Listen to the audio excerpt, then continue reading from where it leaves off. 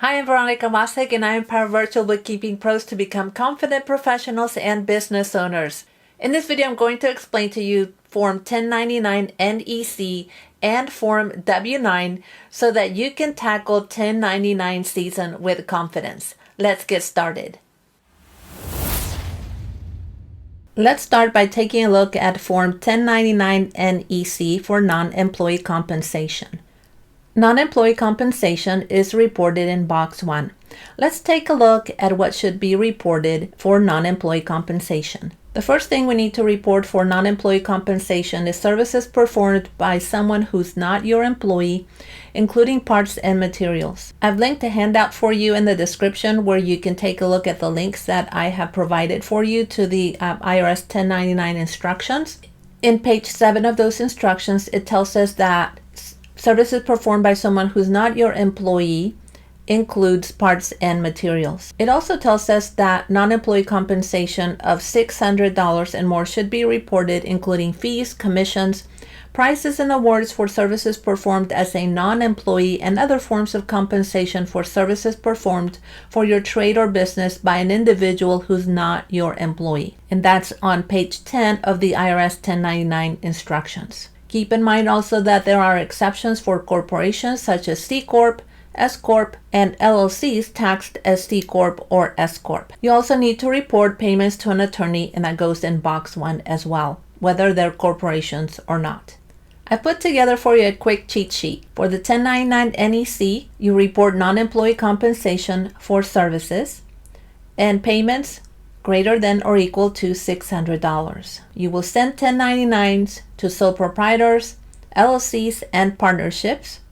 You'll also send them to attorneys for payments made for professional services, even if they're set up as a corporation. And you will also send 1099s for payments made via cash, checks, wires, ACH, Zelle, and in particular Venmo personal accounts.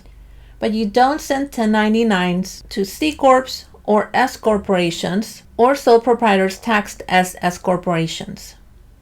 You also don't send 1099s for payments made via credit cards, debit cards, gift cards, and payments made via third-party networks. What are third-party networks?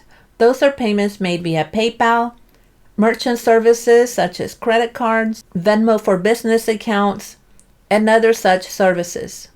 Third-party payment networks are responsible for issuing the 1099-K form to recipients. For 2021, third-party networks have to follow specific rules. The 1099-K rules state that third-party networks need to send 1099-Ks for transactions that total or equal $20,000 and exceed or equal 200 transactions. However, for 2022, the 1099-K rules have changed, and third-party networks need to send 1099-Ks for transactions that are greater than or equal to $600. Take a look at the description below so you can download the handout and read more about third-party networks. Now let's take a look at the W-9 form. I provided for you in the handout the link to download Form W-9. As a best practice, you should obtain a W-9 form from every vendor, whether they're providing products or services. However, as a minimum requirement, I would highly encourage you to obtain W-9 forms from all non-employees who provide services. I've provided for you in the handout a couple of links for you to take a look at some services that will help you to automate requesting W-9 forms from vendors. One is W-9 Manager and the other one is Track 1099. Now let's take a look at Form W-9. This is the form that you need to submit to all of your vendors, but at a very minimum, you need to request a W-9 form for all non-employees who provide services to you. I've highlighted for you all of the fields that they should be filling out, such as their name, and notice that this should be the name as shown on their income tax return. Either the individual name or the business name needs to go on Box 1. In Box 2, they would need to enter a business name or disregarded entity name if it's different from above. In many cases, you'll see, for example, the name is John Doe, and in Box 2, it may be they're doing business as John's Marketing Services, for example. In box 3, they'll need to check the appropriate box for their federal tax classification.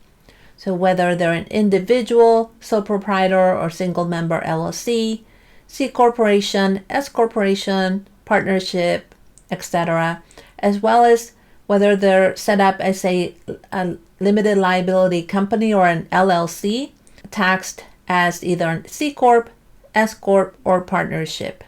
Then there's their address, city, state, and zip code, social security number or employer identification number, and you must have this information.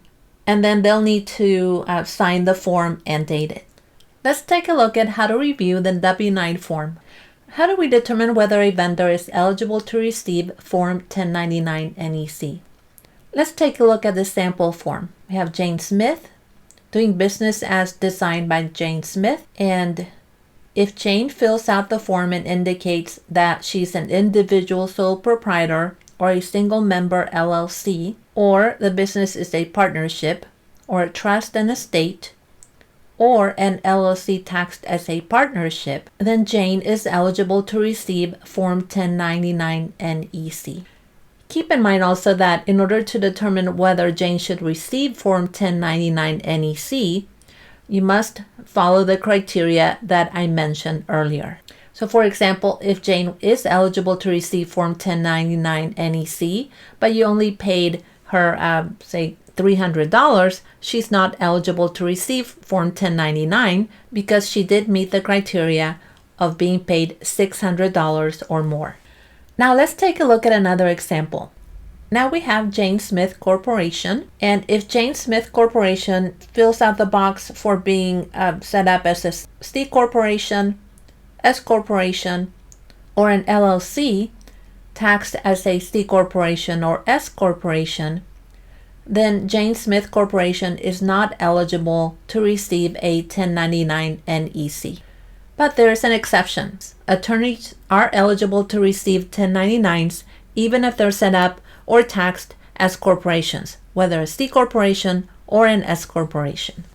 So that was my quick explanation of Form 1099 and Form W-9. Let me know in the comments if you have any questions or if there are any tips and tricks that you have for filing your 1099 forms.